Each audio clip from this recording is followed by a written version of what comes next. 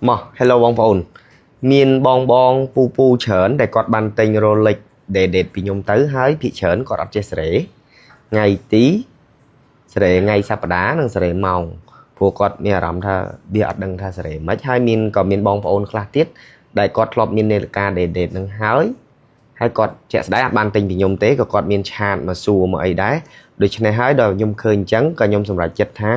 ធ្វើវីដេអូរបៀបសេរីម៉ោងទូទៅរបស់នាឡិកា date ហ្នឹងទៅជូនបងប្អូន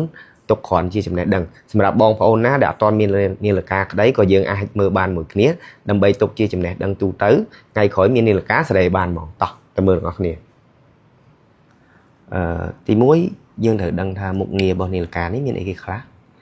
Rolex date នេះទី1គឺយើងមើលបានម៉ោងទូទៅដូចនាឡិកាធម្មតា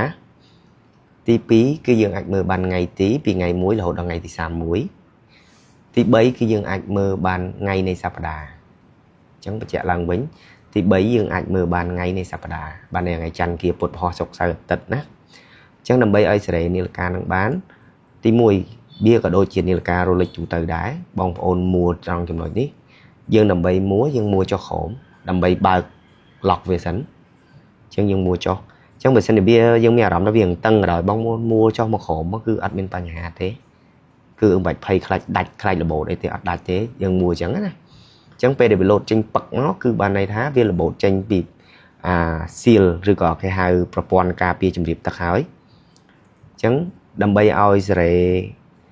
ថ្ងៃទីបានឬក៏ថ្ងៃសប្តាហ៍បានគឺយើងដកចេញមួយកម្មពីរហ្នឹងគឺសេរីមួយគ្នាប៉ុន្តែចំណុចខុសគ្នាត្រង់ថាបើថ្ងៃសប្តាហ៍នេះគឺយើងមួចុះមកក្រោមបើថ្ងៃសប្តាហ៍គឺយើងមួចុះមកក្រោមដើម្បីដូរថ្ងៃសប្តាហ៍អញ្ចឹងឧទាហរណ៍ថ្ងៃនេះជាថ្ងៃពុធអញ្ចឹងខ្ញុំមួទៅដល់ថ្ងៃពុធមកនេះថ្ងៃពុធខ្ញុំឧទាហរណ៍ណាហើយបើយើងថ្ងៃទីយើងមួឡើងលើគឺដូរថ្ងៃទីណាហើយដើម្បីឲ្យសេរីម៉ោងបានគឺយើងដកចេញមួយកម្មទៀតនេះដើម្បីយើងសេរីម៉ោងអញ្ចឹងខ្ញុំបញ្ជាក់ឡើងវិញសម្រាប់ការសេរីអត់មានអីពិបាកទេដើម្បីឲ្យសេរីថ្ងៃទីឬថ្ងៃសប្តាហ៍បានយើងដកកម្មទី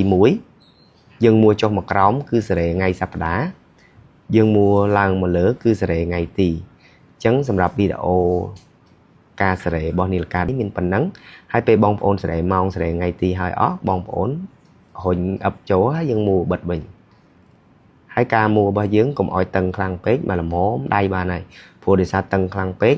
ដល់ពេលវាយូរថ្ងៃទៅខ្លាចយើងមួចេញចេះវាពិបាកមួលណាអញ្ចឹងសម្រាប់វីដេអូថ្ងៃហ្នឹងមានប៉ុណ្ណឹងសម្រាប់បងប្អូនណាមាននាឡិកា Rolex date ចង់ចេះសេរីអីអាចអញ្ជើញមើលតាមនឹងបានបងប្អូនដែលអត់ទាន់មាននាឡិកាក៏មើលទុកជាចំណេះដឹងទូទៅសម្រាប់វីដេអូថ្ងៃហ្នឹងអរគុណច្រើនបាយ